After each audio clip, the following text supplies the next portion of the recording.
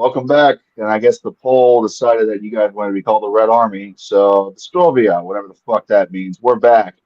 Welcome back to This Week in College Football. As always, my name is Red. Don't mention it. And joining me this week, we got what do you call this? A quad box with me, a logical Canadian, my personal demon, as he calls himself, and he's already gone. No, I'm Now he's here. back. Uh, Alan, college football be like smoking weed every day. You're NATO the third, Smoke weed every day. and Akbar fan, our resident miserable Sooner slash Tide fan, closeted. Oh, are we the Jesus Red Army? Christ, gamers, will you shut the fuck up? Zion! Their people, their blood. We must We keep the seize the political references subscribers short. of production. All right. Oh, great game, great game. Yeah, this was a pretty okay weekend. Ouch. I mean, honestly, not a lot happened.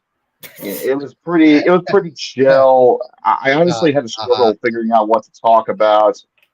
It was a whole lot of nothing. Would you guys agree? No. Cap, totally cap. That means lie. I'm just kidding. This shit was fucking chaos. Like Jesus Christ. Like holy fuck. And almost got even more chaotic right at the end, but we'll talk about that later. Yeah, it was an absolute shit show. Don't know. We're going to be kind of dealing with a little bit of an in and out tonight. It's going to be kind of a mixed bag. Our buddy, Illogical Canadian, is actually currently doing two live streams. He's calling both live streams. He's on ours for the moment, games. and he is also going to be going back to his hockey stream. And I recommend you all check that out later. And then we got a bunch of people, the regular suspects in chat, fellow comrades of the Red Army, in our chat room this week. An absolute chaotic week, says Super Mario Harvey. Good to see you, Nick.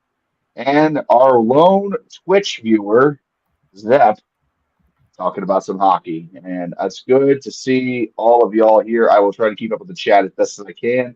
We're going to go ahead and start off, as is tradition. We need to have a little self-reflection time. I got to rewatch that movie. We have to have a little self-reflection time, and I'll go ahead and start off by saying Ohio State. First half was a little rough, but then again, Iowa's defense is probably one of the better defenses in all the Big Ten. And it's just a shame that their defense has no freaking offense to speak of. If they had an offense, they would be competing for the Big Ten, competing for a playoff spot. They would be one of the best teams in the country, I feel like, because their defense is just that damn good. But alas, unfortunately, after much time and grinding down, the Williams. I mean, the guys got loose. Like they fucking went off. Jeremiah Smith went off. Will Howard's a beast. There's not much else to say here. I'm very happy. I know some people were like, "Oh, Ohio State should be slightly disappointed." Why the fuck would I be disappointed? We put 35 points on Iowa's defense. You know how fucking hard that is. Y'all need to get a break. Well, what was the time of possession for that game? I didn't take a look at the time, but I didn't get that deep into it, honestly. I did not get that deep into it at all. I think Ohio State dominated the time possession, if I had to guess, because we were definitely keeping that offense off the field for the most part. But That's how you win. When the defense is staying out there for so long, they're getting gashed and all that stuff eventually, Yeah, that's kind of what I thought too. But then again, I didn't look at the time possession, none of that. So, Alan, would you like to talk about a certain team of Ducks? So I didn't get to watch the Oregon game because I was at Independent Wrestling Show on Friday, which was a shitload of fun. But basically, from what it sounded like, the game started off with both us and Michigan State throwing daggers at each other. And by daggers, I mean interceptions or turnovers or whatever the fuck. But Oregon got their shit together pretty quickly, and we won 31-10. Dylan Gabriel throws a pair of touchdown passes, ran for another, and he goes 20 of 32 for 257. Jordan James runs for a career high of 166 and a score. Tez Johnson catches 10 for 81 and a score. And for Michigan State, this is their third straight loss, spoiling Jonathan Smith's return to Oregon after leaving Oregon State for the Spartans last November. Smith coached the Beavers for 6 seasons, going 2-4 against the Ducks. Ha ha ha ha ha. Oh yeah, so Gabriel had a pair of interceptions, and the Spartans fumbled the ball on the verge of scoring in the first half. But yeah, as far as Oregon goes, it is what it is. Just get it out of the system, especially because we play you motherfuckers this weekend. We'll get to that later. Yeah. That's going to be fun. Saturday Night Lights in Eugene, Oregon, Ohio State and Oregon. We'll talk more about that game. College game days up here too. Yeah, that's going to be Let's great. go. That's always a good time when game days in Eugene. Akbar, go. Talk about your Sooners. Boomer Sooner. Well, it was an off week, so nothing. So ironic. I mean, basically nothing bad could truly happen. Just watching the chaos unfold around them. But now, I mean, think about it this way. I hate to interrupt, but think about it this way. Your rival Texas became number one in the nation by doing nothing. We'll bring that up again later, but like, how's that feel? you know what? It doesn't feel like too crazy because it's just like, look, Tech. Like, I think a lot of Sooner fans can even agree. Like, are just like saying like Texas is freaking absolutely like just. I don't know what it's going to take to really stop them. It's just Sarkisian has got that team like really like a fine oiled machine and all that stuff. Now, granted, they haven't really played anybody as of, since this year. And even Mississippi State apparently was giving them some trouble early on. At least, it was still kind of a close game. I mean, it was. I mean, like Oklahoma. Texas was keeping a bit of a distance, but it's not like it's like one bad drive or two might have turned the whole tide back into Mississippi State's favor. But anyways. Now this week it's Red River rivalry. We OU's going to get some injuries back, so that hopefully will help a bit. But you never know what's going to happen with Red River. But personally, I'm just kind of expecting probably another 2022 like thrashing. We will see. I'm going to be streaming that game live on Saturday too. We'll talk a little more. I'm not joining you for that for the sake of my health. I know. That's okay. I'll join you for the Ohio. I could join you for the Ohio State Oregon game. Yeah, we'll see how that goes. And finally, a logical look. I'm going to be honest with you. I let you on the show. I am only and I told you this. I'm not going to get you demonetized. Don't worry. I'm only saying this. Don't say anything that's going to get me banned on YouTube, and do make sure what you're saying is legible. I know. If you start wailing and crying and whining, I'm going to mute your ass, and we're going to move on. Okay. So, the floor is yours, kids. Brace your ears. This week on Low Tide, after nearly blowing our shit against fucking Georgia and somehow surviving with the win, the Crimson Tide decided it would be a good idea to take on a trip to Nashville to buy some whiskey, listen to some shitty country music, and play against Vanderbilt. IQ. So, down, you son of a bitch. So we go to Vanderbilt, and we thought we had it. No, Senegal, I'm not that much of an asshole. Just ignore the comments. Keep going. This is great. Yes. We thought we knew what we were doing. Keyword thought. Because we had practice, we have watched so much game film. But what we didn't account for was a 2024 Vanderbilt being 2024 Vanderbilt. Hey kids, did you know that Vanderbilt somehow was good? Yeah, sure as shit, not us apparently. Because apparently we missed our fucking memo of the meeting. And he could just like a typical experience in Tuscaloosa, we got fucked. Straight fucked. As if help step bro, I'm stuck in the washer type fucked. We got bent over and we got fucked. 40-35 as the number 1 seed to fucking Vanderbilt. I want you to take a lecture from this. I want you to imagine a story that Red told on my fantasy stream a couple weeks ago of how he was in a communal shower in college, and Oh God, no! and he proceeded to tell the story about how there were two people having sex in a goddamn urinal.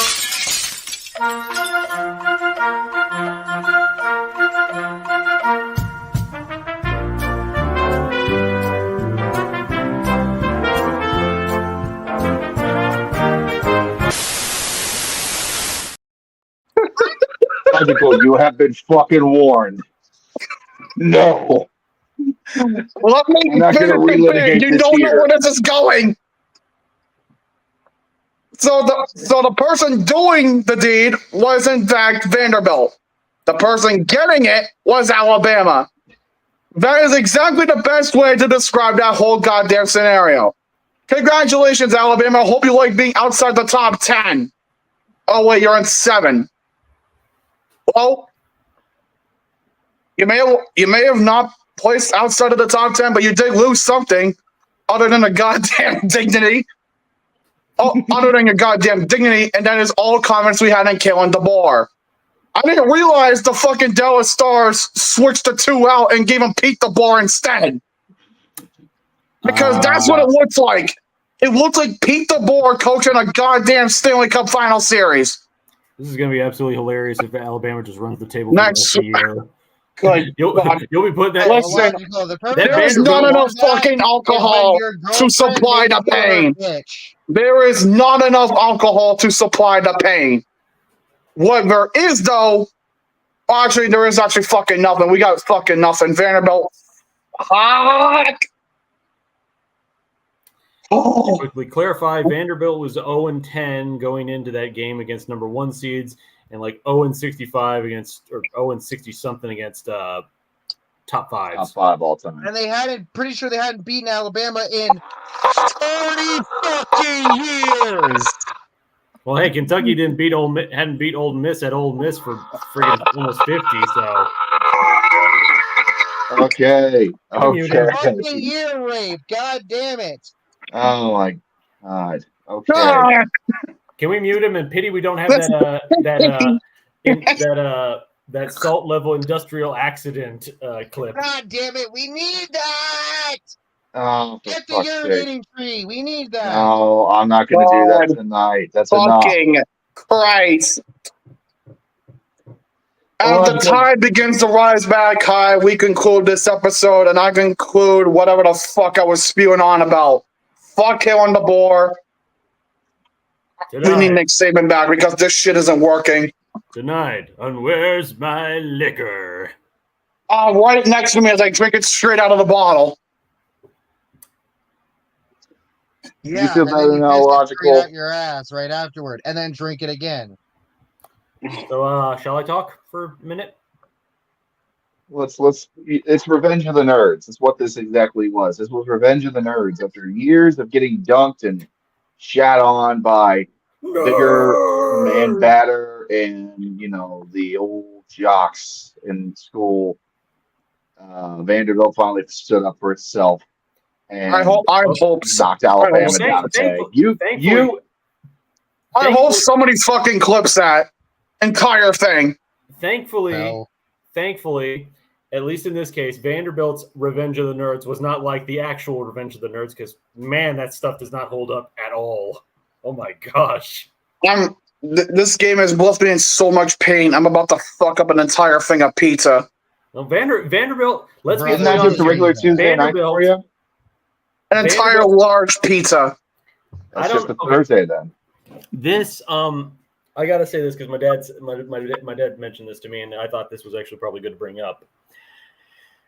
NIL and the transfer portal has basically kind of suddenly shattered everything, and it's now starting to create kind of a sense of parody a bit.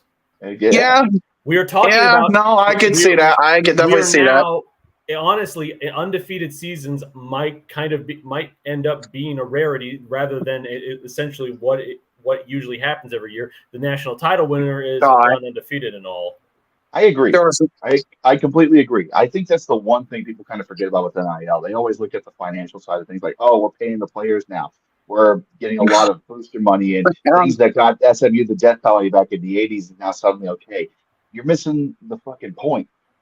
teams that have historically been garbage because they can never get the top recruits to come to them the first time are now starting to get these top recruits in their second year, in their third year, in their fourth year, after they've been through the system, after they've been through other major colleges, and now they're starting to become good.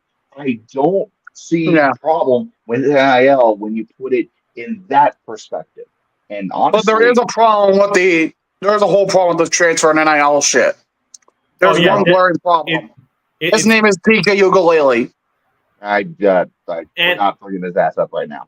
And We're also not. I've the covered that quite a idea bit. that it's still that yes, there's parity, but unfortunately, it seems like it's still parity amongst the big boys, the big conferences. You know, like okay, now Vanderbilt might actually be a decent program, an easy win for everybody. But that being said, it still doesn't change the fact that like people like teams like Temple or those like Conference USA teams or like those guys are still probably going to get screwed over. UMass will still continue to be shit. I'm sorry. I think I got to correct Alan on something. It's not UMass. It's UAss. Yes, you are. Okay, boys, children. All right, I'm gonna get back to my stream. I'll challenge you guys later. All right, thanks for coming by, Logical. Thank you for your salt. Later, bitch. We appreciate it. All right, so as he's poking the screen to death, we shall continue this journey down. Honestly, what can I say? What can I say? I was watching this game. What can I honestly say about this game other than Vanderbilt played a darn good game? Honestly, this team should be 5-0 if they hadn't collapsed on the last drive against Georgia State and Missouri if they just hadn't missed a dang field goal. Yeah, I kind of agree. I like if Vanderbilt had played a few different cards correctly, they could legitimately be 5-0 right now. You know, they beat Virginia Tech in overtime. They kind of shat their pants against Georgia State, I think it was. Georgia State, and then the game against Mizzou, they were this close to knocking off Mizzou a week early before A&M could get so. So A&M should actually be thankful. Or Mizzou should actually be thankful right now that it was Vanderbilt that beat them or nearly beat them, and not A&M that smoked them for their second loss of the season. Otherwise, it'd be a much different conversation with Missouri right now. So, yeah, that's a good point. I mean, Vanderbilt could easily be 5-0, and I mean, considering we already got Army and Navy both sitting at 5-0 right now as well. I know it's one of those. Somebody brought up 2007 earlier, and I hate that I am trying. I'm trying not to make those direct comparisons, and the reason why is just because 2007 was all sorts of fucked. I mean, you start the season off with App State upsetting Michigan, and number 2 became a death trap for most of the season. I'm not going to make any direct comparisons because that is such a crazy, unique season that I seriously doubt we would ever see again in my lifetime, at least, just because of how unique and kind of crazy college football is. But this past week, it did bring back shades of 2007. It wasn't exactly 2007. Number 2 didn't fall. Actually, who was number 2 last week? Texas? Yeah. They were off. Texas. Yeah. Number 2 didn't fall. Okay. Like, number 10 appears to be the death trap ranking this year, but you usually find that in a couple of top 10 spots where it's like, oh, number 7's always falling. Number 8's always falling. 10's always falling. 15, 18. Like, a ranking is a ranking. It's just a number. And quite frankly, a lot of these preseason polls just don't know what the fuck we're doing and what we're looking at until they get on the field. Everybody and their mother thought Florida State was going to be one of the first-round buys in the playoff going into this season just because of the talent they got from the transfer portal. And now they're sitting at 1-5. So, or 1-4, I'm sorry. But still, they're sitting they're 5 games in, and they're likely not even going to go to a bowl game at this point. They're going to play 5-1 Duke. Again, 5-1 Duke. Are you hearing the bullshit coming out of my mouth? Yes. Like, we've been seeing this coming for a while. When Duke upset Clemson last year, that should have been the bellwether that we were going to start seeing more shit like this happen. And regardless of Duke losing Riley Leonard and some of their top coaches to, the portal and other coaching opportunities, Mike Elko, I think, was a coach and went to Texas A&M. Yes, he did. like that is something that we all as fans probably should have kind of seen coming. I'm not saying I would have saw Vandy beating Alabama. I did not have that on my bingo card this year, but it definitely is no longer like you cannot take these top power conference games for granted. Shit, you can't even take it for granted for any power or group Harvey, of conference games. That's probably not going to happen because Texas will have to play Vanderbilt after Texas plays Georgia after they play Red River. For those of you that are just listening to the show later, number 1 Texas will beat number 5 out Vanderbilt 35-28 in the SEC championship, and both teams will make the college football playoffs. As Super Mario Harvey. No. No, Vanderbilt and Texas will have to play each other. Now, I would love for Vanderbilt to beat Texas. Now, that would be funny. That would be fucking funny. Vanderbilt would be big at that point. And pulling that off, Vanderbilt might finally get a ranking for the first time since, what was it, 1945 is the last time they've actually been ranked. Yeah, the AP's been around since 1936, and I don't know, honestly, the last time that they were ranked in football. Like, it's been literally ages since we've seen that happen. They've won national titles in baseball and basketball since that point, but not in football, and that's fucking insane to think about. And but I'm sorry. Let's just go back to that Texas game for a few minutes. So actually, I just looked this up. The last time they have not cracked the AP poll since 2013. Really? Yes. Vandy cracked the AP back in 2013. Okay. There were less FBS teams back then, so I guess that kind of makes sense. Yeah, so here's the thing. They finished so their final rank in the AP poll that year, they went 9-4 and finished 24th.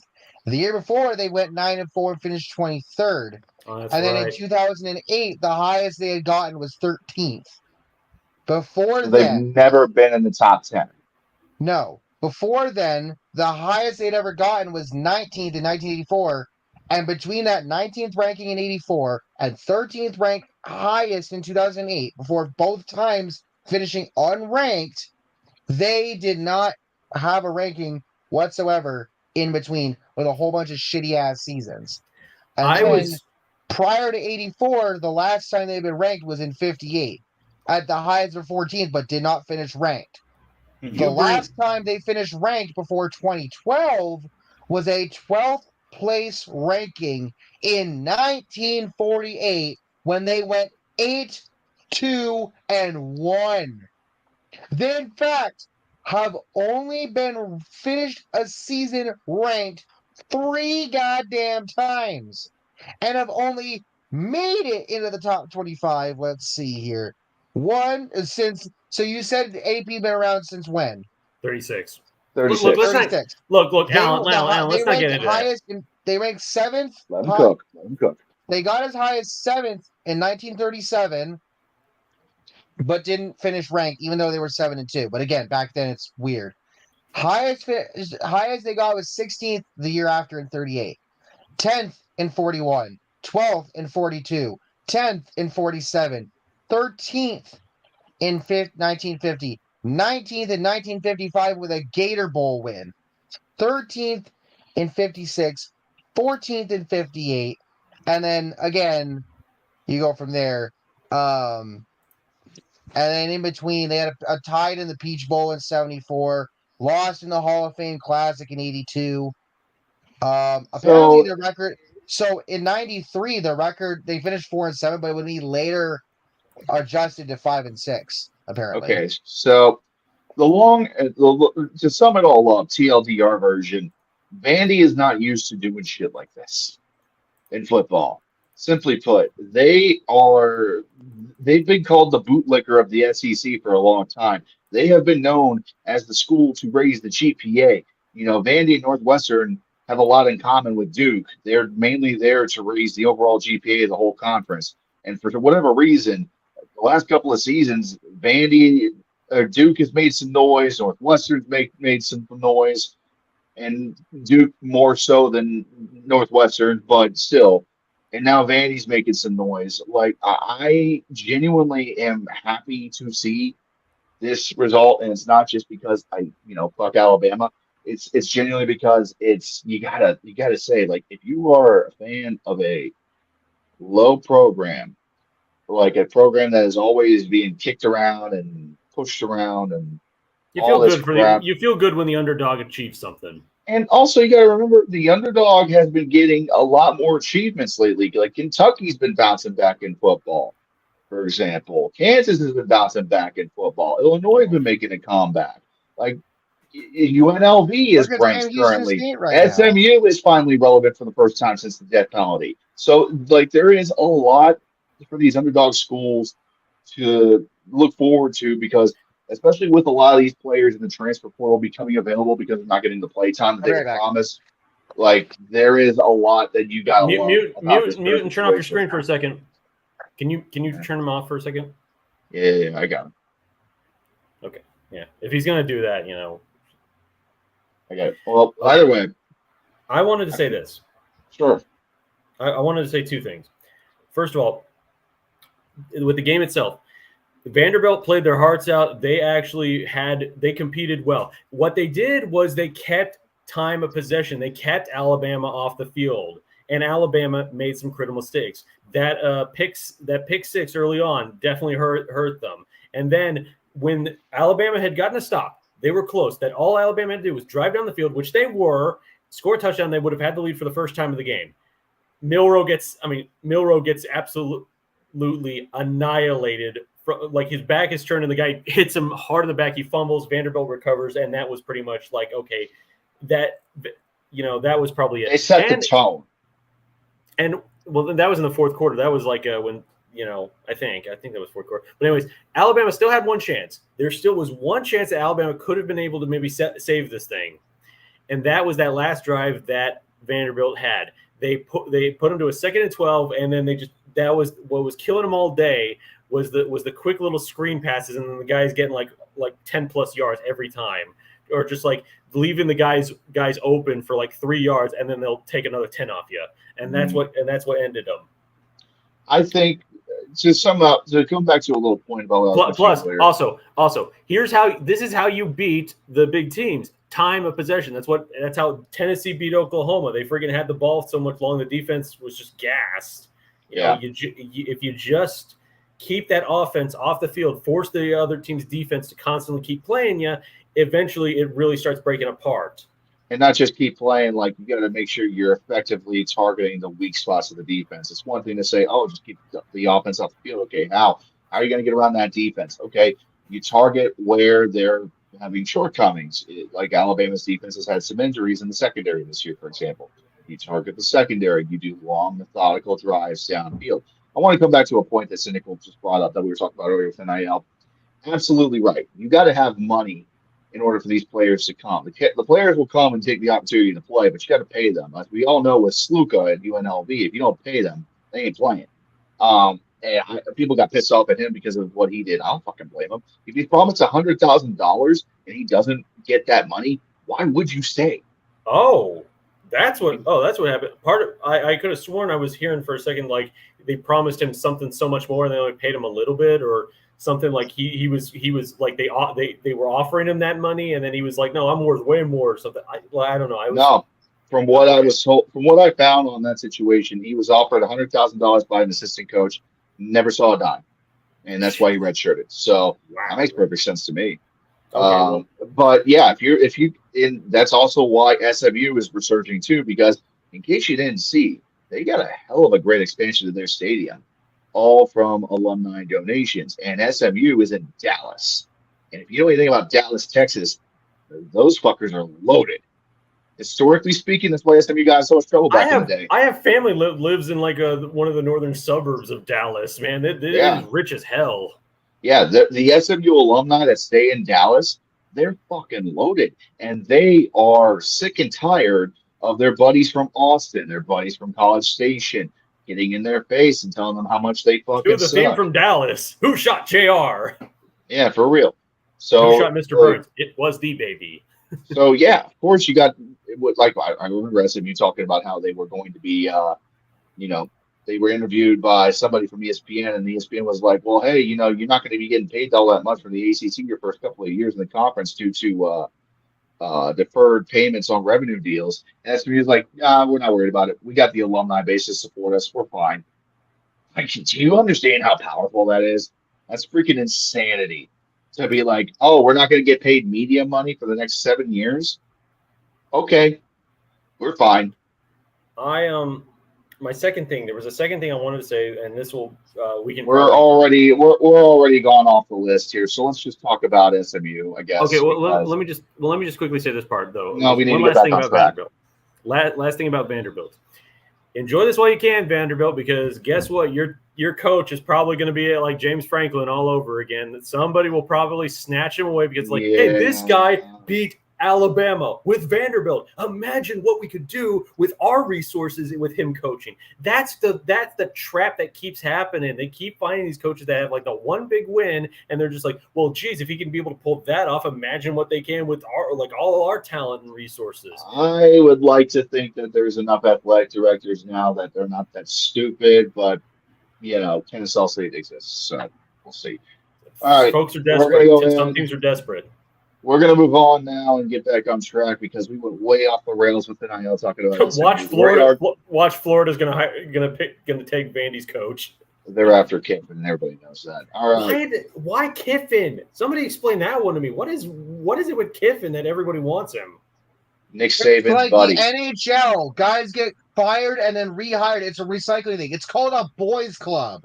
It's a boys' club culture of sports. You want people that you're comfortable with, and that you can smoke cigarettes, smoke cigars with, and drink with, and all this other shit. You don't want to go outside the hive mind. It's bullshit.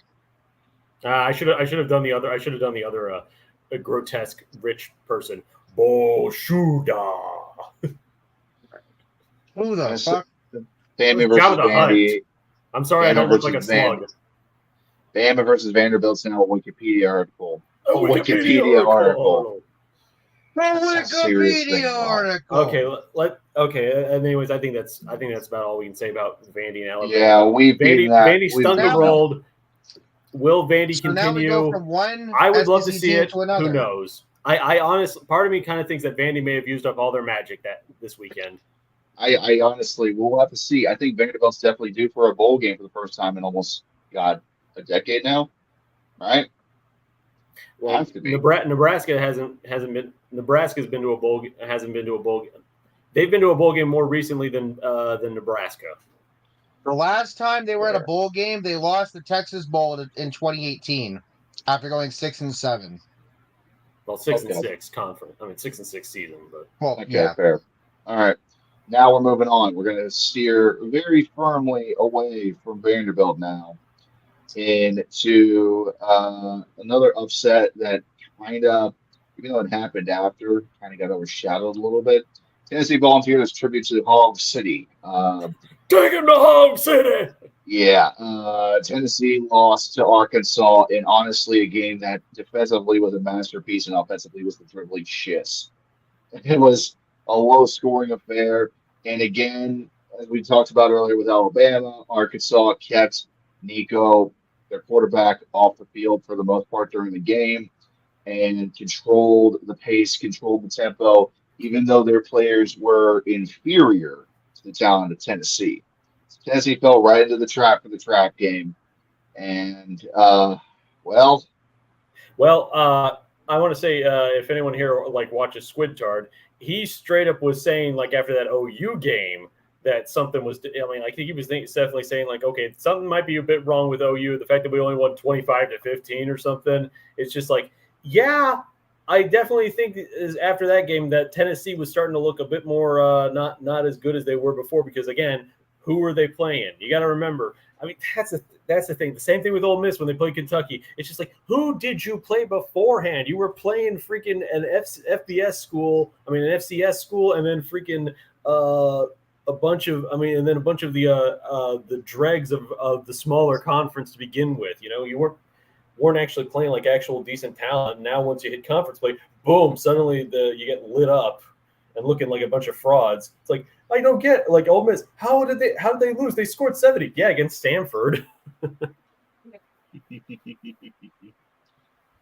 answer average Texas Michigan fans' question of how do you lose to Walmart, I don't know. Ask the Broncos. They're owned by them.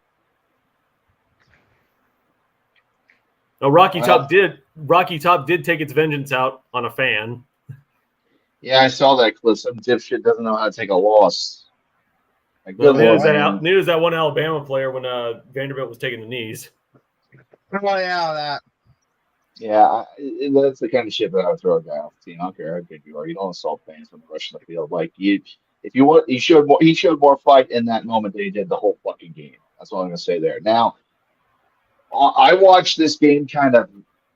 I was busy making my roast of Alabama and talking about their loss to Vanderbilt to kind that I couldn't really keep up with this game. But from what I did watch, it was a lot of just a defensive slog, and it was really, really fucking hard to watch at times. But Arkansas, they did what they needed to do. They contained Nico. They took away his options. His wide receivers were getting hurt. And at the end of the day, it worked out great for him at the end. So kudos to Arkansas. It's the biggest win they've had in many, many years. Somehow they made Bobby Petrino look like an offensive guru in 2024. I honestly don't know how they could have done it. I cannot believe that they resurrected the corpse of Bobby Petrino and brought him back from the dead. That is extremely, extremely impressive. God, it was. Yeah, I thought if Hard showed up at the game, Tennessee might have fought harder. Yeah. No, they wouldn't have. Did you see them last year? Dolly and Peyton was at Neyland when they played Georgia, and look how that turned out. Yeah. Well, boys, I believe we are due for a little bit of tradition. Howdy, Joe. Has arrived. How we doing? I just got power work, man. Happy to be here. Thank you very much for having me. Hey, man, it's a pleasure to have you on. Welcome to the show. We are currently talking about the Tennessee-Arkansas game. Do you have any thoughts from that on Saturday? Didn't surprise me a single fucking bit. All right. Full disclosure here. I would love to thank and credit Jerry Jones' ego for a moment. And let me explain, okay? Jerry Jones is an idiot, all right? He's a very wealthy idiot, but he's an idiot. And here's why. Jerry Jones is an Arkansas alumnus. He's a man who has donated countless sums of money to the Arkansas Razorbacks program. Because of his ego, when the Southwest Classic came back in the early 2010s, Jerry signed a multi-year contract, damn near over a decade at this point, contract, to host a neutral site game a la the Cotton Bowl because Jerry couldn't get Texas and Oklahoma to play in his own palace, right? So he settled for A&M and Arkansas, which he likes better because he's a Razorback. But Arkansas has taken something, I believe it's 10 out of the last 12 L's in this series in Jerry World. Yes, I am a real A&M fan. I've got the cult ring to prove it. Class of 17. Thanks to Gig'em. I am the M in Texas A&M. Got a mechanical engineering degree. I even have the core haircut, even though I ain't in the core. Oh, it gets better. Gentlemen, are we feeling like getting demonetized? How we feeling? Oh, God. Let's do it. I don't care anymore. Let's fucking do it. Oh, yes. Yeah. Here we go. Here we go. We got a bang. That's right. Hide your wives. It's bull muscle. I don't know how the song ends. All right. No more singing. Also, saw someone in the chat said Texas and Michigan fan. Boy, what a combination that must have been on week one. Second off, you took a loss. I cannot wait for November. I hope we beat you by. I hope y'all win. Actually, I want to say for the Texas Longhorns, I want y'all to win every single game from here until the Lone Star Showdown. And frankly, y'all should want the same because that is going to take a great already historic rivalry and just crank it up to an unbelievable level. But I want to specifically beat y'all 13-0, and anyone who knows their history about this rivalry will understand why. All right. That score means quite a lot to us.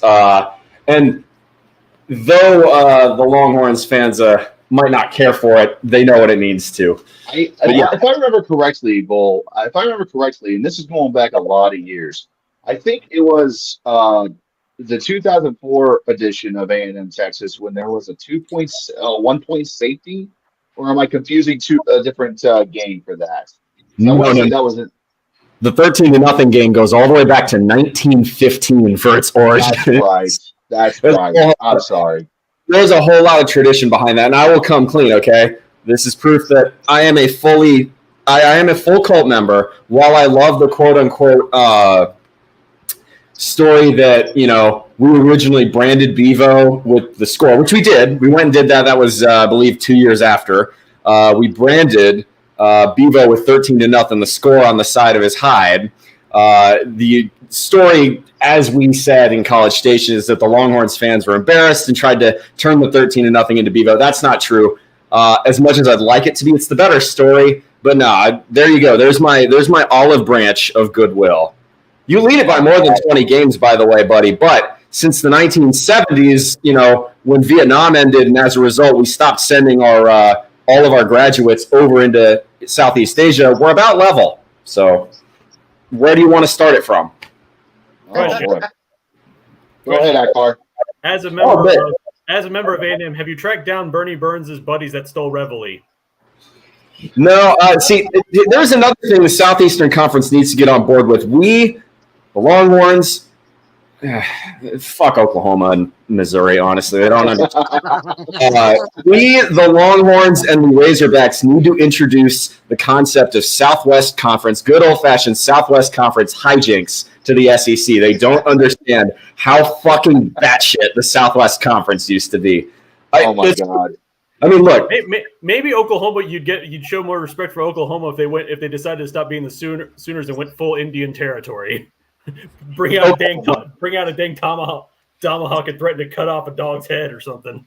Oklahoma is a trash tier state, man. They get bombs, and that's about it. There's a joke. Oklahoma is what? To me, there's a that joke. Oklahoma's given me is street outlaws, street racing. Let's fucking go. Holy shit! There is a joke. There is a joke about Oklahoma, and I've never lived in Oklahoma. We're just me and my family. We're just fans of the Sooners. But basically, the joke is Oklahoma one tornado away from being Mississippi. That's way too kind to Oklahoma. I'd rather live in Mississippi. I will tell you one other thing, and I've been through both states plenty of times, so I can tell you, I'd sooner pick Mississippi. The food's better, and at least with Mississippi, at least you got beaches. But one other thing with this rivalry. First off, someone saw one of Jimbo's private ranches. Fuck that guy, but also no. I was living in Texas. I moved to South Carolina 3 years ago. Worked at a nuclear facility out there. Since I have gotten a new job in the wonderful, honestly, as much as I love A&M and as much as I love the South in general, I'm a Southerner and I'm an Aggie. No, the U.S. saved the best for last. Hawaii is the best state in the union. Fight me. It is entirely worth the obscene prices you must pay to live here. I fucking love it, dude. I don't have air conditioning in my apartment. It's 82 degrees. I don't give a shit. It's awesome. I keep seeing on Twitter those dang native Hawaiian leftists that are really really of the idea of everyone get the hell out that isn't actually Hawaiian. I mean, I don't blame them, but that's a conversation for another live stream. I wish they kept that deleted scene in a freaking Lilo and Stitch. All right.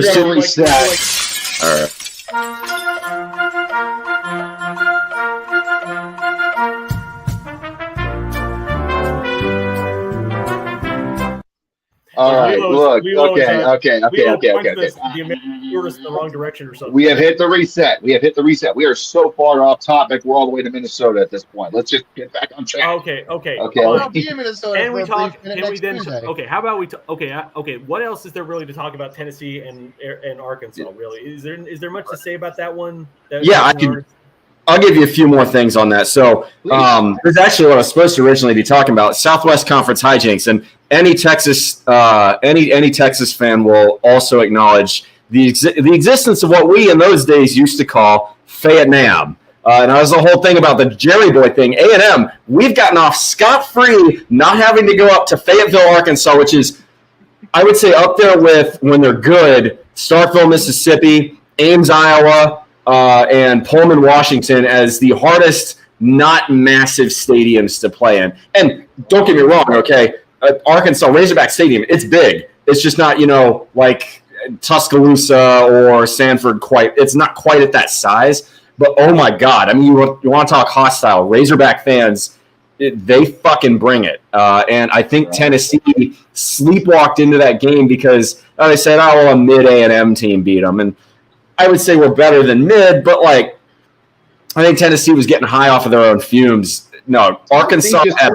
home is incredibly difficult to play. It's like Willie B at night in South Carolina. Yeah, I mean, I lived in Arkansas for a year. Them fuckers are crazy pulling hogs. So let me say this about Tennessee, and then we're going to move on. Tennessee, by far, historically, just for whatever reason, they cannot stay in that top 5. Like they'll get to the top 10, and they'll be cruising control at that point. Unless they're in the last couple weeks of the season, the top 5, they're not going to stick around. It's historically just doesn't go that way. Since the days of Peyton Manning, they have not been there. They're not going to be there. Nico, however, I feel like you give this kid another year or two, he's going to be really something special. Heisman, I think, is definitely on the horizon for Nico if he plays his cards right. And more importantly, Tennessee pays him to stay there. And speaking of money, house money, honey, we're going to talk a little bit about the settlement. So there was some breaking news over today, I should say. This is not approved yet. And I'm going to kind of give you guys a little bit of the cliff notes. So the NCAA has been getting sued off their chairs for the last couple of years. Various fucking things. The most important one is a multi-billion-dollar lawsuit in House versus NCAA. Now, the preliminary settlement was approved today by a judge, but it's not finalized yet. The damages are this: $2.7 billion to be paid to student athletes over the next 10 years. Schools also are now required to pay either up to $22 million annually to student athletes in revenue sports, or 22% of the school's revenue, whichever one is hit first. Scholarships increase as well to 105 for football. And this, again, those are the broad strokes of it. It's not official. It's not done, but the judge did agree that, okay, this looks good. We can proceed without having to throw the whole thing out and start from scratch. Now, this is something that I just wanted to bring up briefly because it gets into a lot of legalese and a lot of nonsense that I genuinely need to do more digging on. But it kind of goes hand in hand with some of the other things that we're seeing in college football over the last couple of months, especially since the massive realignment last year, of potentially blowing up the entire FBS structure into something completely different. Last week we heard leaks about something called the College Student Football League, where they would take all 136 schools and break them up into geographic regions and 2 conferences with promotion and relegation. And then today, and that was called the CSFL. But then today we get fucking word of this thing called Project Ruby that only covers the 70 power football programs, I guess you could say, 70 schools in a power conference. Where it would kind of be something a little bit more conference aligned, but also not. And there is a little bit of promotion relegation, but also kind of not. And it changes the regular season, it takes the ball away from the NCAA, allows more revenue sharing. It's not going to kickstart until the end of the media rights deal. I'm not going to ask you guys for particulars on this because it's so damn complicated. But in order, and I'm going to kind of start with Alan here. What do you guys think is going to cause the next major shift in college football at this point? Because this is where shit's going to kind of really get weird. We don't know what the future really holds long term for college football right now. We have to see how the football playoff is going to play out for these first couple of years, and hope to God the Big Ten and the SEC don't become this massive conglomerate that steals most of the spots. Like at this point, I don't know if it's going to take the NCAA taking some power back. I don't know if it's going to take, because Florida and Clemson getting out of the ACC, I don't think that's the needle mover anymore. Maybe that was a needle mover a couple years ago. But Clemson, they're okay, but they're not a championship contender anymore because they refuse to use NIL for as long as Dabo Swinney is their head coach. And Florida State, well, all you have to do is watch As the Dope Burns on Red's YouTube channel. So go subscribe. Thanks for the plug. All right. Akbar, what do you think, man? What's going to move the needle here? I have no real idea. I'm going to be fully honest. I think the only thing that might do it is if the SEC and the Big Ten kind of come to this whole gentleman's agreement. I'm sorry, I was going to bring that up as well. They are going to be meeting together tomorrow, and Bull, I know you got a lot to say about that, but let Akbar cook for a second, then I'll let you roast. Well, he can say it in a second. All I'm saying is that basically is if the SEC and the Big Ten really start trying to like establish like a total monopoly on trying to make sure that the conference titles and all that stuff, like a lot of the big games, the conference championship, like it's just going to be between them or something, you know? Ain't gonna happen. Yeah, like the Big 12 will be lucky to ever sniff the college football championship again or something. That ain't gonna happen. It's really simple, okay? How on earth can anyone trust any so-called gentleman's agreement, which just going to go ahead and say that remember the gentleman's agreement that was supposed to keep Texas out of the SEC? Ignoring that for a moment, okay? Ignoring sentiments about that because that's a tangent we don't need to go down. But gentleman's agreement, wasn't it a gentleman's agreement between the Big Ten and the ACC and what used to be the Pac-12 to try and keep things on a certain level that went down the toilet? Exactly. It's especially the Big Ten is not any words the Big Ten gives out are not worth the paper they're written on at this point. It's the problem here is you're going to get backstabbing between these two because there's too much money at stake. No matter how much the interests align, it will be temporary. And hell, I could very much see a future in which you get a fracturing of the large conferences. I could see a future in which, say, Southern Cal, Washington, Oregon, and UCLA say, this was a really bad idea, we're out. Or you could see the SEC fracture at some point. I don't think that's as likely because it's at least somewhat geographically consistent, and the South is by far and away the highest support per capita for college football programs, Michigan and Ohio State notwithstanding. But I would say the Big Ten is not a reliable enough partner for the SEC to bargain from its current superior position. I'm going to kind of put it like this. I agree with you, Bull, for one very important reason. The SEC, with the position that it's found itself in after years of dominating college football through Bama, through Georgia, through LSU, it's now at kind of a crossroads. And honestly, what's going to move the needle, I think, is if these conferences decide to appoint somebody to speak for all of them. And the only person, honestly, right now that probably could speak for all the conferences and actually has both the mental fortitude and also the voice and the respect would be SEC Commissioner Sankey. Like, that's the only someone. God, no. Listen. Here's the thing. If any of these ideas are going to happen, it's going to take a lot of money and it's going to take support. You're going to need big power brokers to move into place here for any of this shit to go down. And Sankey's already said, fuck these fucking guys trying to set up these college student football league and this fucking bullshit right here. Sankey is a hell of a commissioner for the SEC. And I don't think that there's a more powerful power broker right now in college football who represents a big conference than Greg Sankey, just because of the position that he's in and the schools under his umbrella and the control that he has on his conference. The Big Ten is easily the second most powerful just because of the number of teams, but they've also had the most influx between the two of them. SEC only had Oklahoma and Texas. Big Ten had 4 fucking Pac-12 teams. And then don't even get me started on the ACC and the fucking Big 12, who's taking literally anybody worth of shit right now. I think that if you're going to see any change in college football, it has to come from the top, and the only way it's going to start is if you get all the conferences to come together and say, okay, this guy's going to be our Roger Goodell to answer all the questions, and we're only doing this because we're about to lose a fuck ton of money. Because money talks and bullshit walks. Fred, you need merch with that on a T-shirt.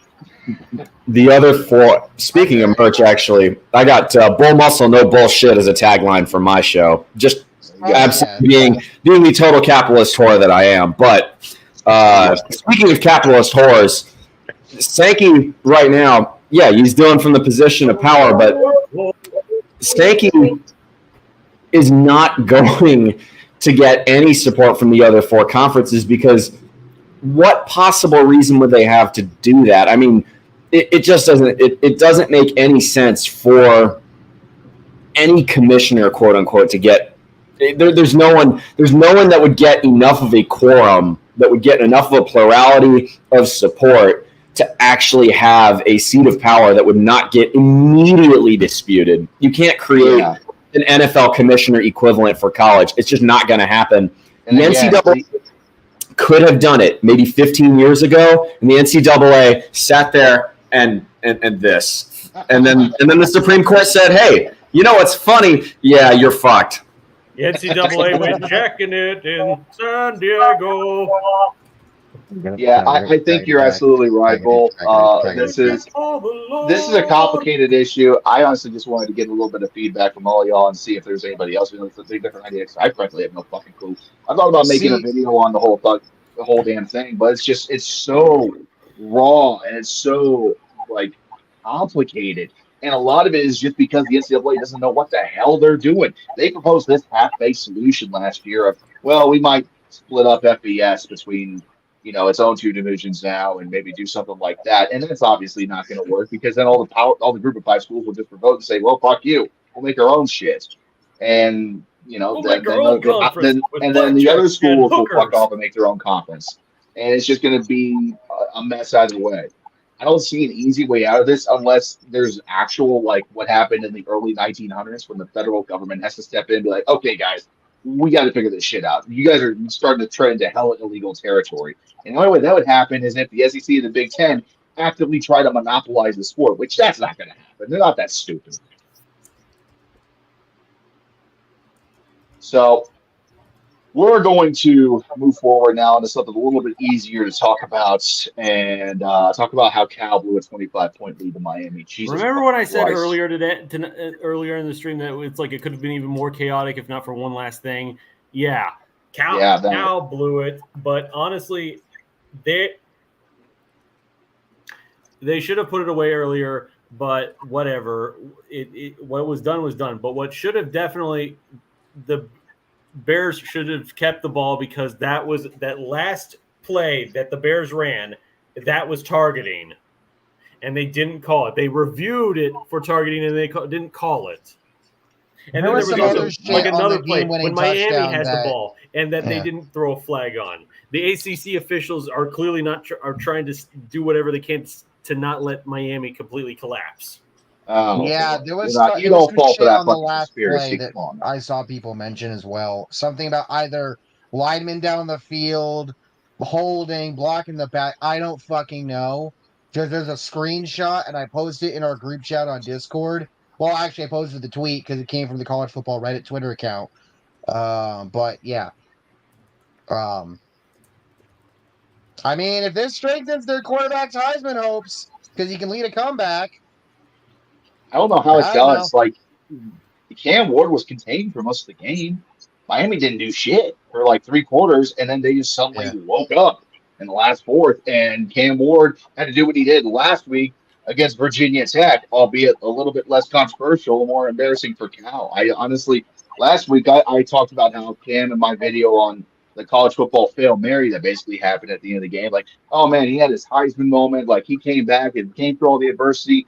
It's the second week in a row this has happened, motherfucker. What the hell is going on here? Okay, I can understand one trap game.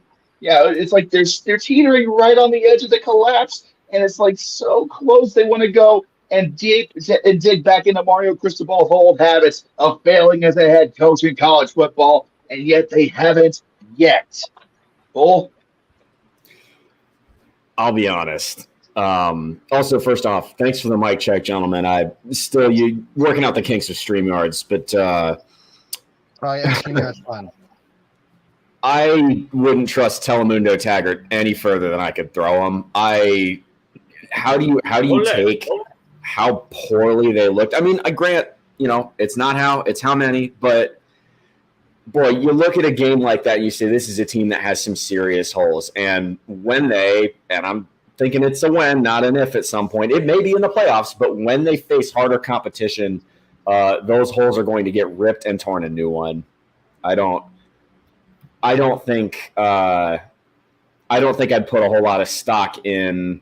I could see the outcome being Miami waltzes into the playoffs and Notre Dame's the fuck out of it. In other words, they get blown out by whoever they play in the first round. That would be fun Notre to watch. Daming has become a term now. I love it. Well, okay, wait. Let me ask something. Let me just quickly ask something. Does Miami have to play Clemson? Hold on. Let's find out. Good question. Someone does the Google, please. I got it. Hold on. I got it. The remainder of their schedule. Okay, so they're on a bye this week.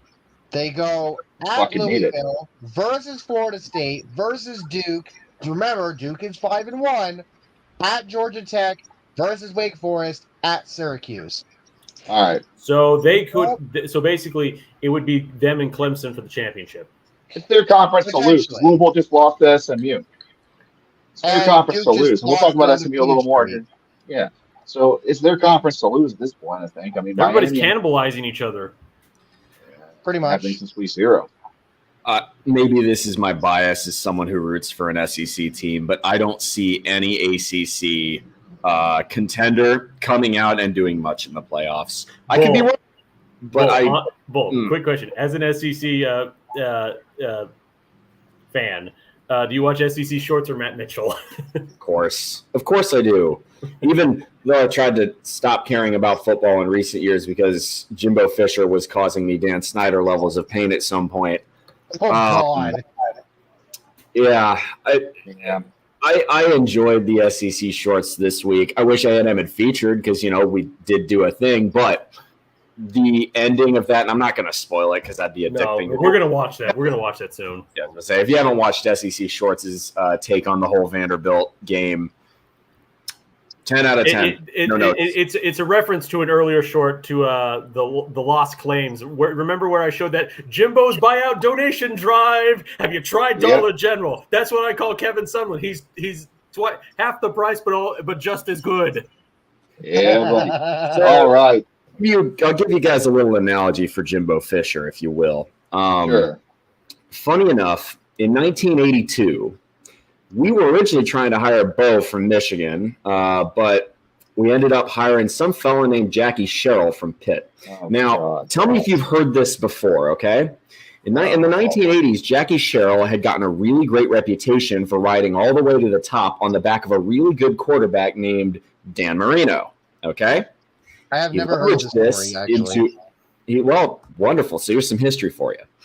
That quarterback was saved by Ace Ventura. Let him cook. Let him cook. Be that as it may, A&M shelled out more money at the time, $1 million contract for Jackie Sherrill, which in 1982 was unheard of. So in those days, that was seen as a big deal.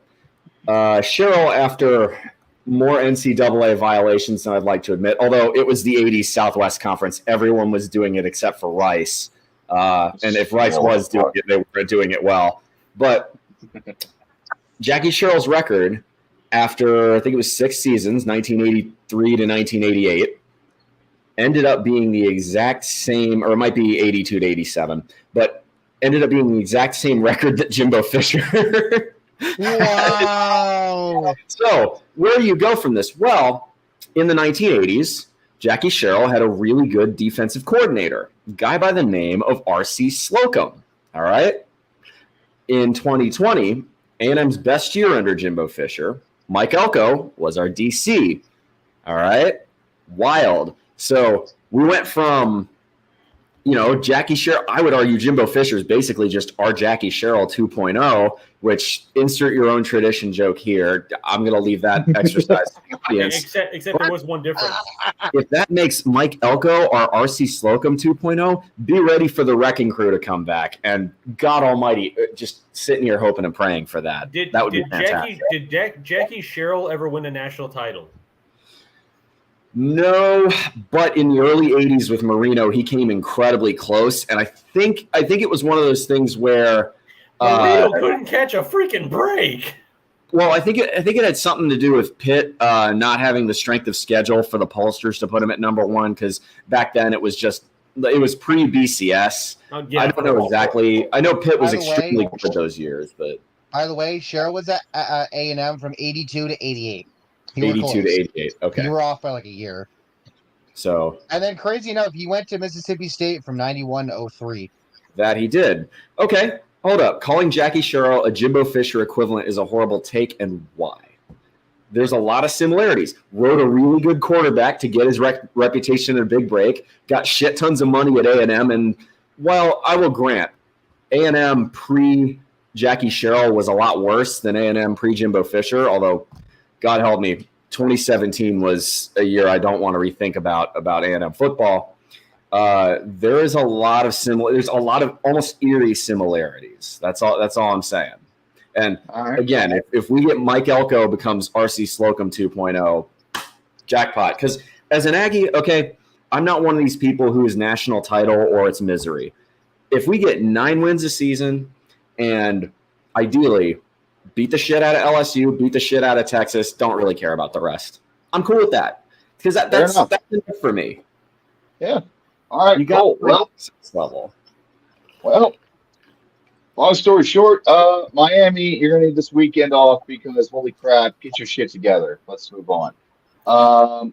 I do love that Notre Dame it is now a term.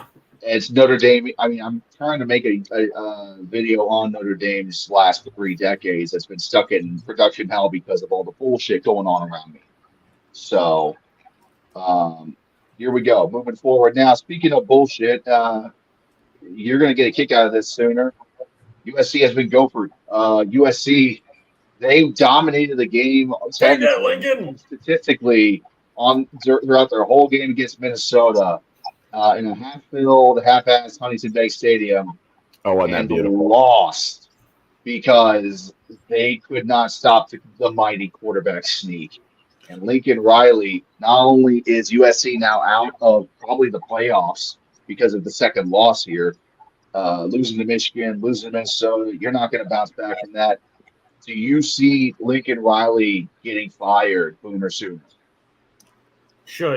He should, but I don't know. USC paid so much to get him away from freaking Oklahoma in the first place, and it's just a case of just like he got the school of freaking Heisman and all that stuff. Like I just don't know what it is with Lincoln Riley and defenses, man. That's the part that was. I'm going to stop you right there. You're giving them too much credit already. He stole Oklahoma's quarterback and brought him to USC, and then that same quarterback won the Heisman. I fully get that, but then again, he also got Heisman's for Mayfield and okay, but anyways, the whole situation is like if I had a time machine, I'd go back in time and show Bob Stoops Lincoln Riley effing off to USC. I'm like saying, don't retire to give him the team, man. For crying out loud, he's just gonna look. That's the reason. One of the reasons why Bob Stoops kind of gave up. Just like left in the first place was that he liked Lincoln Riley. He liked him at Oklahoma, but he was like, shoot, if Lincoln Riley's going to go somewhere else, so I should retire, let him take over the team, and then he'll stay with Oklahoma. That was not the case. Gentlemen, if I may, it's very easy to sit here. It's almost the quintessential fan knee-jerk reaction to say, fire this asshole, he sucks. And you can argue that Lincoln Riley has certainly earned that reaction from the fans, but what's way more important is if you're going to fire the coach, you need to have a replacement plan, and you've got to have one that fits the culture, right? Southern Cal it's supposedly there's a lot of prestige around that kind of a blue blood program. And yeah, I'm calling them Southern Cal. I used to live in South Carolina. The real USC is the Gamecocks. Fight me. But for a program like that, you can't just go and hire Joe Blow off the street to replace Lincoln Riley. Even if you think Lincoln Riley sucks, you have to do your fucking homework.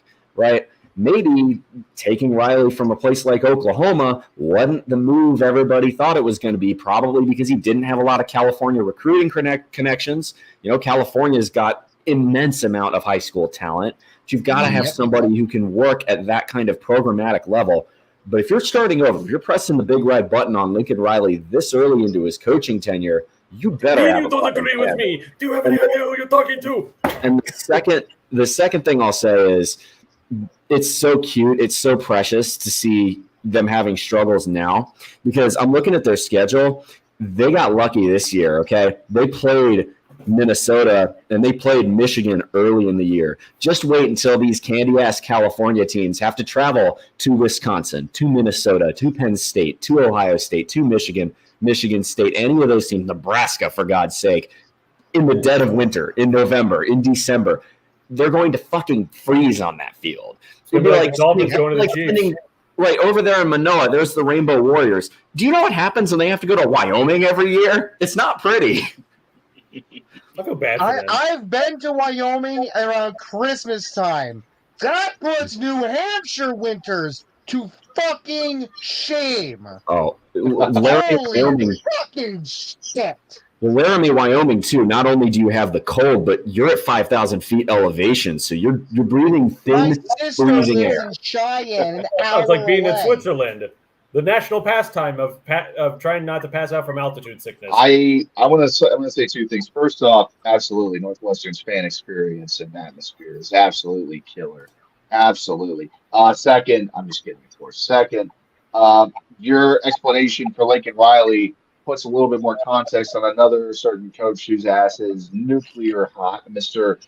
Billy Napier down in Florida, who everybody was calling for his head on a pike after losing to your Aggies a few weeks back in such stunning, dominant fashion. It wasn't even the starting quarterback that beat that team either, I don't think. Was it Wigman or was it somebody else?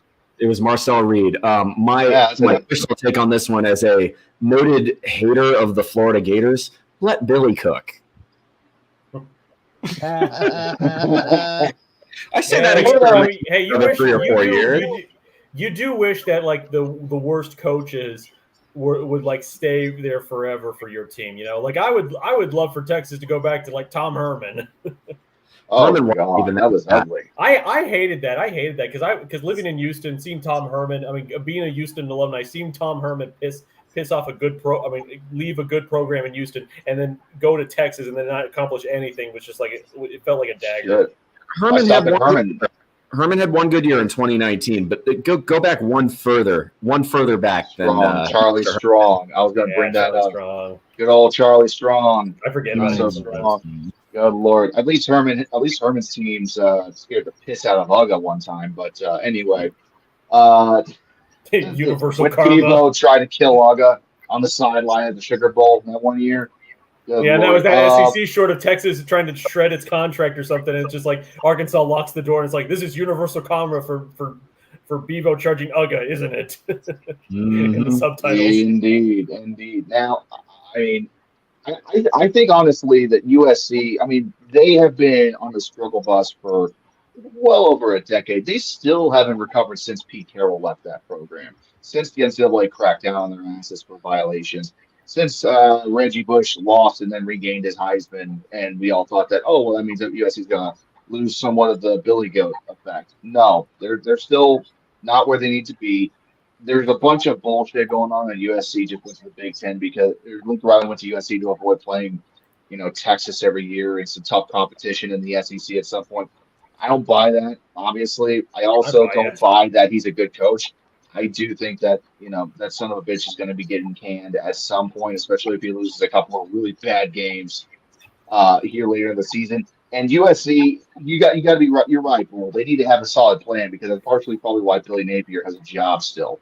But like when the December slaughter comes and all these coaches become available, knee-jerk reactions happen everywhere, and it's probably going to hit USC in one way or another.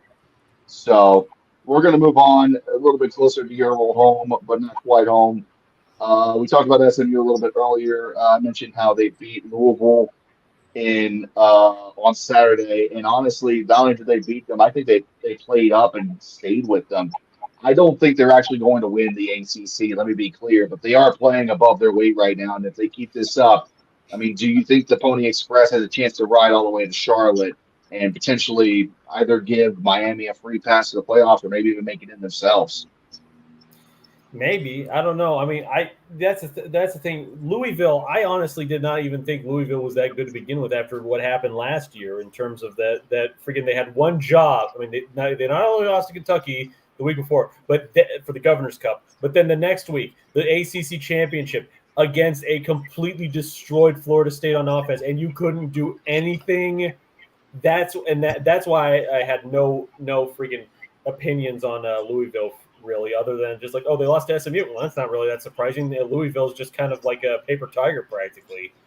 They keep getting decent ranks, but then they can't freaking like actually prove it.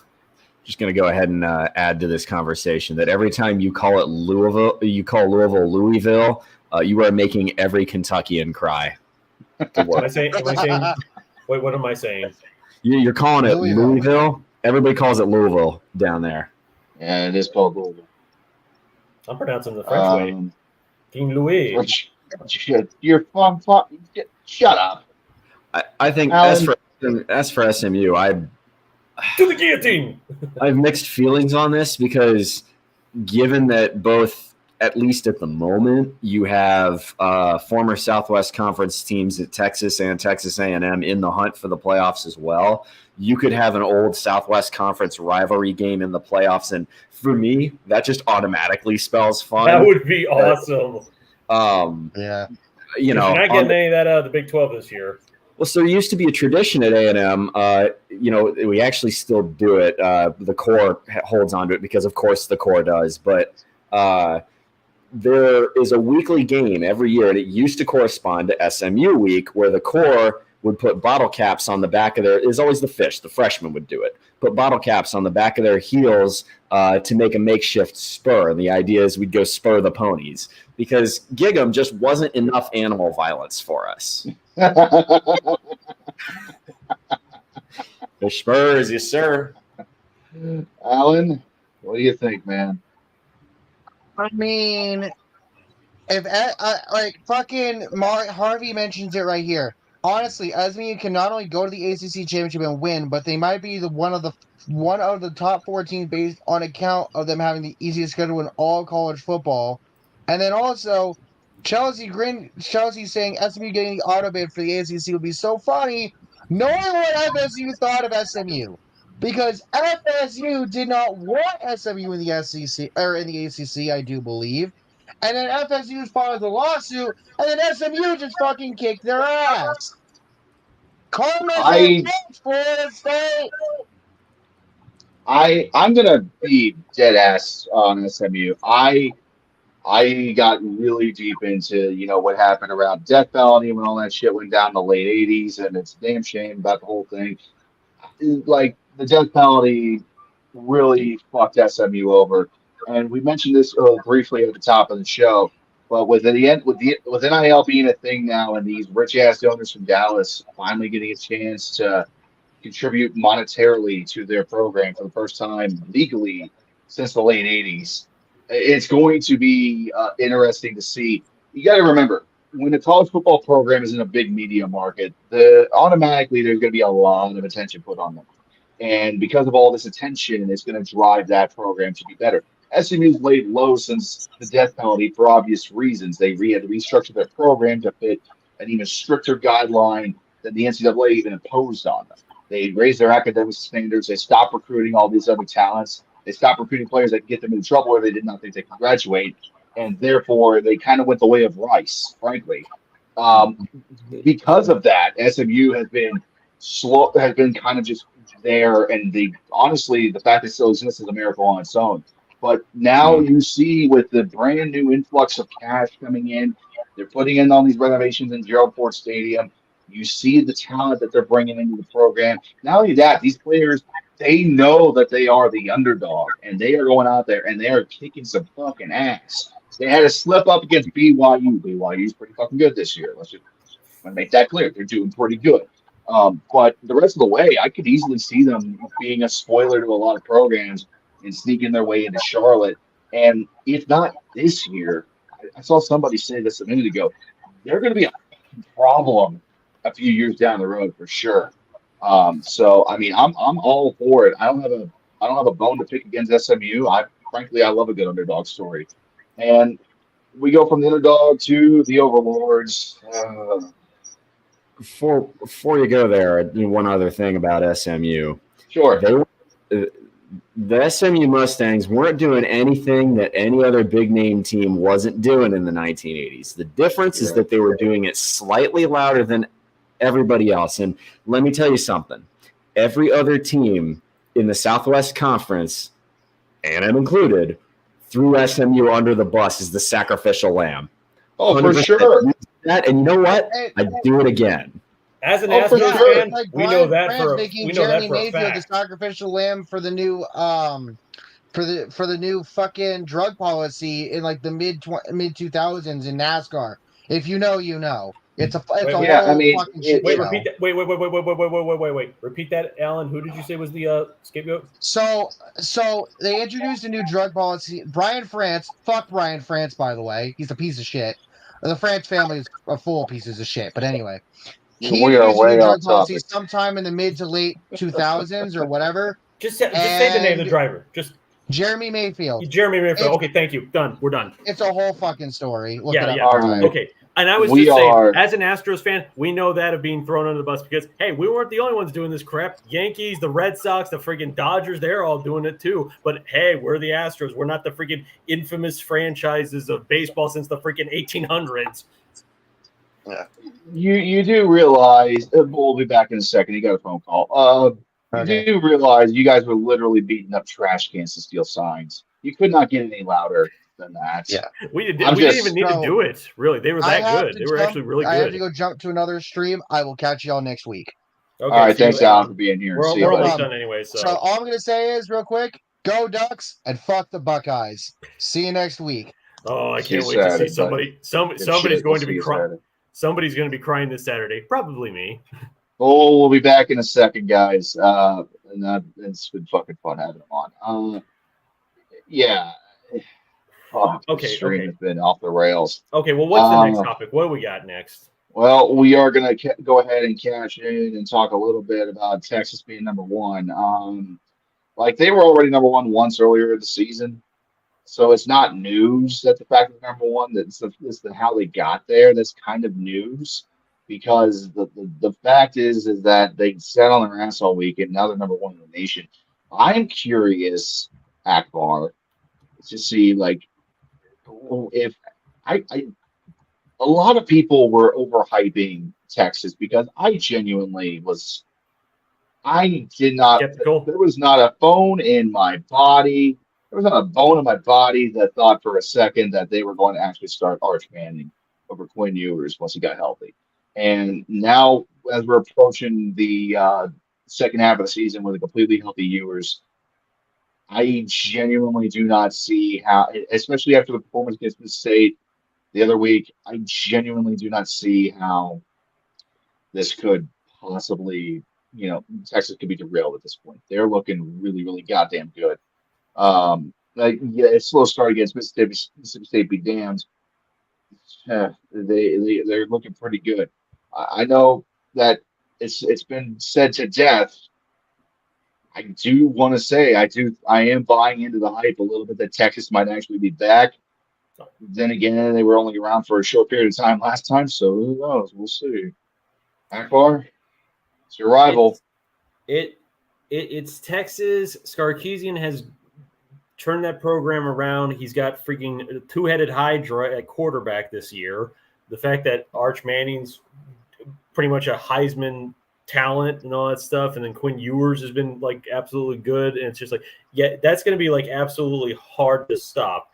But again, Texas hasn't played anybody yet. Their first four games were against the FCS team, and then like three other bottom feeders that they kind of like.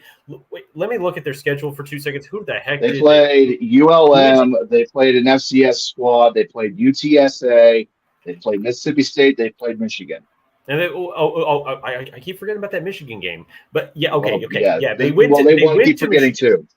They went to Michigan, but again, it's not the same Michigan that won a national title last year. It's not a team they could have played if they had made that final drive against Washington. This was a case of just, you're playing against a Michigan team that has been absolutely gutted, and it will be amazing if Michigan still manages to pull off a 500 record at this rate, because now it's looking like the losses are starting to come harder now for them. Yeah, I genuinely don't know what to really think about Michigan. I do know what to think about Texas, and you're good, Bull. Yeah, I think when it comes to Texas, the fact is this: I know Michigan sucks, but I'm not just saying that because hello. I'm saying that because they do. Because they do. They only had 2 players return from the national title team. They laid a big egg in Seattle on Saturday night. They're not there. They're not going to be there. But you walk into the big house in front of 110,000 maize and blue wearing buckets, and you got to play against that. Like their first couple of drives, they definitely had a bit of the jitters. I don't know if you remember the first 2 drives they had; they were really slow to start, and then once they kind of got into a little bit of a groove, then it was off to the races from there. With everything that we've seen right now, I do think that Texas looks really good. The fact that they have Arch Manning waiting in the wings and is committed to the program is a great thing for their future.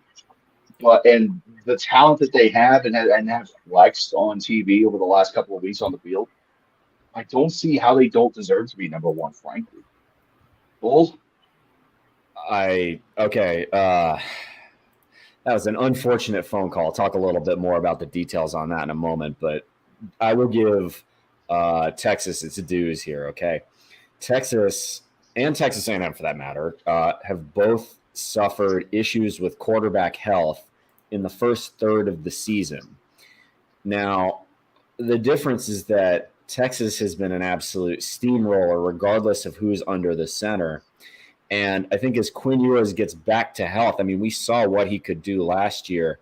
I don't fucking like that Texas is back, but I'm not going to sit here and shove my head where the sun don't shine and pretend that they're not, okay?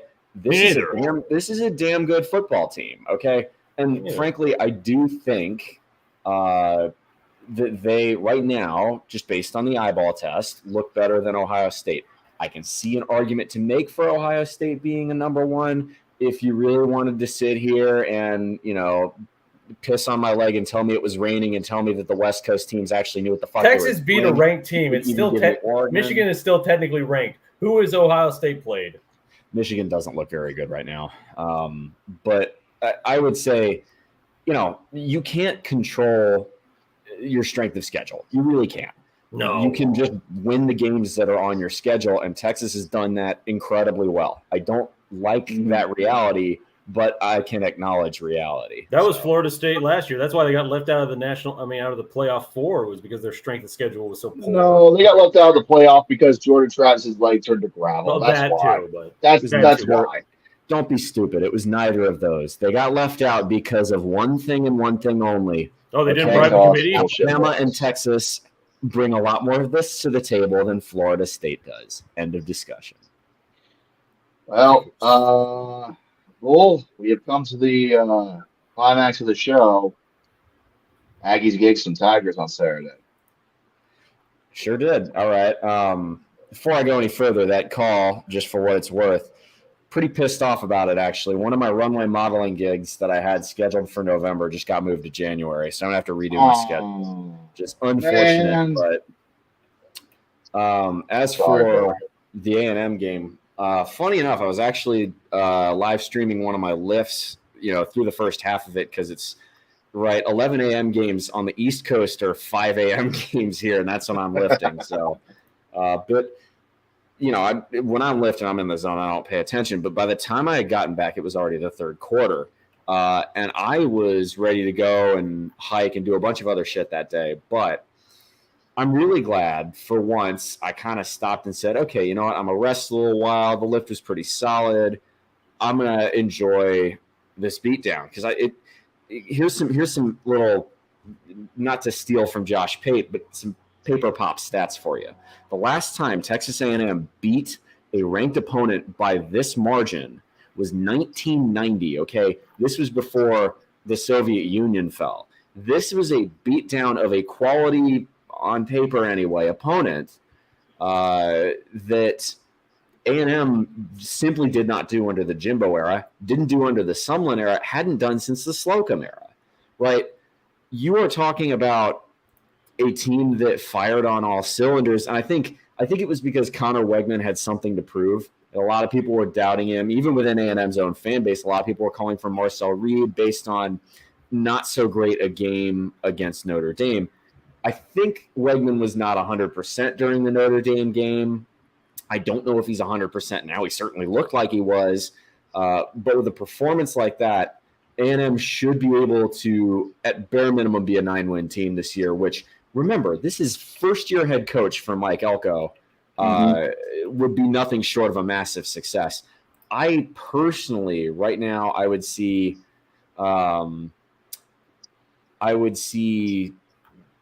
South Carolina as a trap game, but the only serious challenges left on the schedule to me look like LSU, which is at home, so I think we've got a good shot there, and of course the Lone Star Showdown, which it doesn't matter what the records of either team is going into that game, all bets are off because that game is going to have so much extra meaning attached to it this year. The fact that both teams could, in theory, be playoff eligible, oh my God. I mean, get ready for something insane.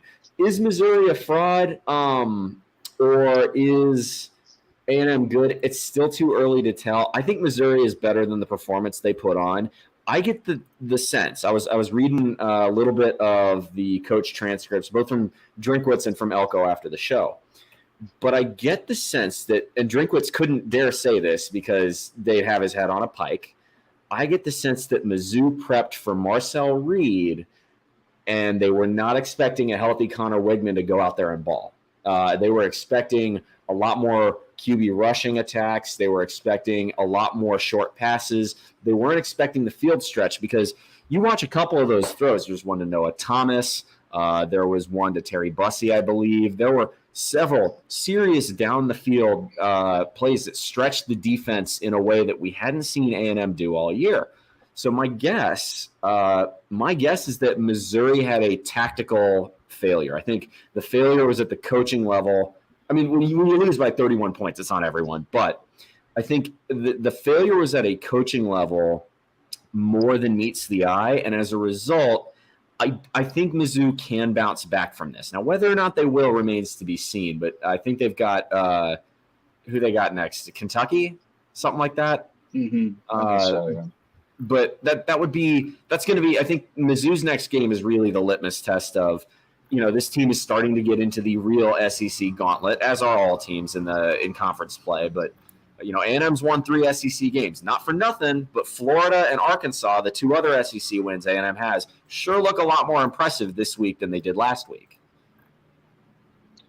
Yeah, I think that when it comes to A&M, I mean, whether Wakeman was healthy or not, I mean, Le'Veon Moss pretty much kept his ass, for him to work too damn hard. He scored 3 goddamn touchdowns on the ground on Saturday. Moss is an absolute cow. Yeah, and dude is a fucking beast. Here's the crazy thing, right? Yeah. There's an alternate reality that plays out really quickly where Reuben Owens is the one balling out there. A&M lost its starting running back in training camp. Le'Veon Moss did not originally have the starting job. He has thrived with it. And I think that says something about the blocking scheme because I haven't seen an A&M offensive line block this well since 2020. Yeah. I mean, you got it. The first key to any rushing attack, it starts at the offensive line. And if your offensive line is ass, you ain't going to go nowhere. It's the most important position on the field. If you want to do anything at all, you need 3 seconds to throw the ball. You just need a small hole to open up for the running back and to get somebody into the secondary to block. You do those 3 things, you're good. What you need too is cohesion. You can't just throw 5 extremely talented guys there and expect to have a great offensive line. They have to have chemistry in a way that. So I played high school football, and granted, high school and college ain't the same fucking thing. But with offensive line, especially, the closer you can get to the unit, the 5 players acting as a unit, and the tight ends too, if they're in a blocking scheme, the better off you will be. And it takes time and it takes dedication. It really takes knowing your fellow man really well. So that's a credit to the O-line coach at A&M and a credit too to the strength and conditioning coach, which we took from LSU. if you ever notice the old Sumlin games or Jimbo games, you'd notice, especially against LSU, we'd always fall apart in the fourth quarter because we were gassed and LSU wasn't. His name's Tommy Moffitt. So we poached Moffitt from LSU, and I think there's one thing I've seen this year is that A&M doesn't look like the weak team that it was in years past. I don't see hands on hips. I don't see doubled over on the sidelines the way one might have 2, 3, 4 years ago. Absolutely. I mean, you got to let those boys into shape, especially the big boys up front. Absolutely. I mean, I played even though I played Division III college ball. Like what you said is absolutely accurate. My team went 0-10 primarily because we didn't really have much of a line. I was pulled from the defense and told to play offense because we only had 5 healthy starting offensive linemen. Sure enough, someone gets hurt. I start 1 or 2 games and I get my ass whipped by because I don't know who the fuck I'm playing with. So that cohesion is. The cohesion's absolutely critical there. So 100%, you preach about that offensive line, man. They don't get enough appreciation as it is. And I'm biased, but, it's the truth. So you, with no offensive line, you ain't doing shit. Yeah. It doesn't matter what level you're at. As an OU fan can confirm. Yep. Well, we are going to go ahead and get now to the last segment of the show and probably the most important segment. Other than Aggies getting some Tigers and Vandy popping off Alabama. Week 7, we have ourselves quite a slate this weekend. Some lower attended games. We got USC against Penn State. We got LSU against Ole Miss. But the 2 that's going to be catching the most eyes this weekend. Red River between Oklahoma and Texas. And, of course, the showdown in Eugene, College game days there, Ohio State versus Oregon, number 2 versus number 3. I honestly mainly want to focus on just – because I'm going to be streaming those 2 games and doing commentary for those 2 games on Saturday. I'm going to do Red River at noon, and then I'm going to do the Ohio State-Oregon game at 7:30 that night and do some commentary for that. I want to talk about Red River for a moment, guys. Oklahoma, we're going to talk to the Boomer Sooner in the crowd. I know they benched Jackson Arnold at one point this season. So Oklahoma's offense gotten its shit together long enough to possibly take down number 1. No, I don't really have much hope on that thing. I mean, after all, they barely beat Auburn, had to Auburn for OU to win that game. Okay, so look, the injuries. It's just been too hard for them, and they still got a ton of injuries. Even though they are getting some guys back, their wide receiver core is still pretty much. Their wide receiver core is pretty much empty. Their offensive line has not been working enough with each other. There's just been like a revolving carousel of different players and all that stuff. But again, it is Red River. Anything happens with these things, okay? Like this is definitely a case of like, look, Texas might be thinking that Oklahoma is very mortal and very wounded, that they could maybe don't take it as seriously. Like they're more. Here's the thing: Texas has to play Georgia next week. They have to play Georgia. So maybe Texas might not be taking Red River this seriously this year because, like, hey, we got to worry about Georgia because they're the bigger threat, But again, that might be the only hope Oklahoma has to win this is if Texas kind of just like Red River is a trap game for them. I'm gonna call that one as a no for me because. Right, you got to remember, Quinn Ewers is thinking about this game. He's been thinking about this game since last year. All right. Yep. Quinn Ewers he's going to be playing with a Texas-sized chip on his shoulder. Oklahoma, I think, is in for a really, really rough day at the Cotton Bowl. Mm-hmm. Anything can happen with this rivalry, but I think Texas is going to win big. Give me LSU since it's in Death Valley. If it were at Death Valley at night, I'd feel a lot more confident about that. Maybe Lane gets the Rebels out to an early lead, but I don't think they sustain it. I think LSU kind of goes boa constrictor on them, wins very slowly and steadily. And then give me Ohio State. The Pac-12 teams ain't shit. The ex-Pac-12 teams ain't shit. Yeah, I'm just not a buyer. Yeah, I'm going to obviously side with the Buckeyes, not just because it's my team in my home, but I'm also going to say just because historically speaking, Oregon's only beat Ohio State once. in its long and glorious history that I covered so diligently on my channel a couple of months back. And it comes down to this for Ohio State. Jeremiah Smith is the nuclear bomb, and Oregon is going to have to double cover his ass the entire game to keep that thing from going off. That opens up Igbuka, that opens up some other targets. Maybe Young can see it open on the flat underneath, and it's going to be a bad day at the office for Oregon. Their secondary is a lot better than what it was, but it's not enough. And I do not think Dylan Gabriel with this Oregon offense is good enough to break through the Ohio State defense, because Ohio State, they've kind of been a little shaky on defense at times this season. I mean, we gave up way too many points to Marshall, for example, but I also feel like that it's under the bright lights. This team is extremely familiar being in this situation. Not saying Oregon isn't, but they're used to playing in hostile environments. Around United Eugene is not going to scare them off. So obviously, give me Ohio State there. And touch on Red River for a moment. Oklahoma has way too many questions. I credit Sarkisian for everything that he has done to get that program back on track. This year's not it. This year is not it for him. He couldn't figure out how to beat Tennessee and contain a talented young quarterback in Nico. He sure as shit is not going to be good enough to contain a veteran quarterback in Quinn Ewers. And let's say, God forbid, Ewers does get hurt. You think he's going to stop Arch Manning? Fuck yeah, that's the problem. If Quinn Ewers got hurt again, if Texas had a bad backup or something, then it's just like, oh shoot, now we might have a chance. No, backup is Arch. He'll freaking easily outshine Ewers at that point. Yep. So, and then as for Ole Miss LSU, I'm just gonna be blunt. I'm gonna say Bull.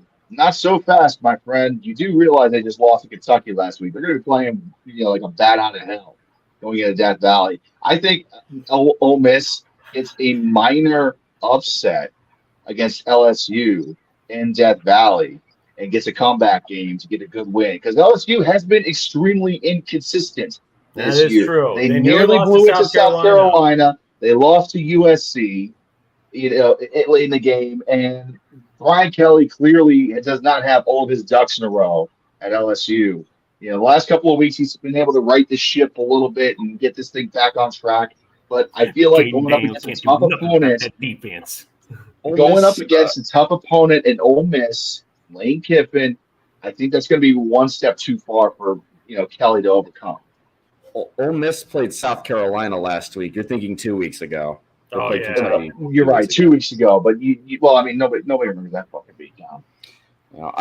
I will say Ole Miss did boat race South Carolina, and that one did surprise me. I thought the Gamecocks would put up more of a fight, but I'm not convinced Ole Miss does it in Death Valley. This is just call it a hunch. I could absolutely see it going another way. If it was at night, I'd have a much bigger conviction. Death Valley at night is just fucking impossible. But I'm sorry. I'm so sorry. I know we want this to end. I know we're at the end. I just wanted to say one last thing because it had to be brought up. That idiot at freaking South Carolina pretending to flash the gun in the waist or something when he tackled Jackson Dart. You were down 21 when you were doing that. What you got there? What you got there is gangbanger bullshit. I hate to call it that, but that's what it is. You want to be a pretend thug on a football field. I mean, that's stupid enough, but you want to do that when you're down 21. I mean, do you just not have anything going on between the ears? Like that's just. All I'm saying is, if you're gonna do like a gun thing on a football field, score a touchdown, then pretend to be like a Wild West Cowboy, like. Even then, that doesn't make any sense. You play in South Carolina, not freaking Wyoming. Yeah. Well, guys, West. Well, we are over our time, but it was so fucking worth it. I want to give a big thank you to Bull Muscle for coming by this week. Yeah, this was an absolute thrill. Thank you so much for being on the show. Akbar, thank you again, as always, my friend. It's great to have you. Thanks again to Alan and Logical for joining us this week for This Week in College Football. Stay tuned to the YouTube channel. Follow us for more updates that we got coming up. I'm still trying to get that Notre Dame video out, but we got some other bullshit coming down the pipeline. And give Bull Muscle a fucking follow. This guy's a fucking Please. king. Thank you. Please give him a follow. He is Well, a we can- fucking king. I love this guy. Thank you so Thank you, much man. again. And we will see you guys next week. And until then, have a good one. Stay safe. And if you're in Florida, my thoughts are with you. Be careful out there.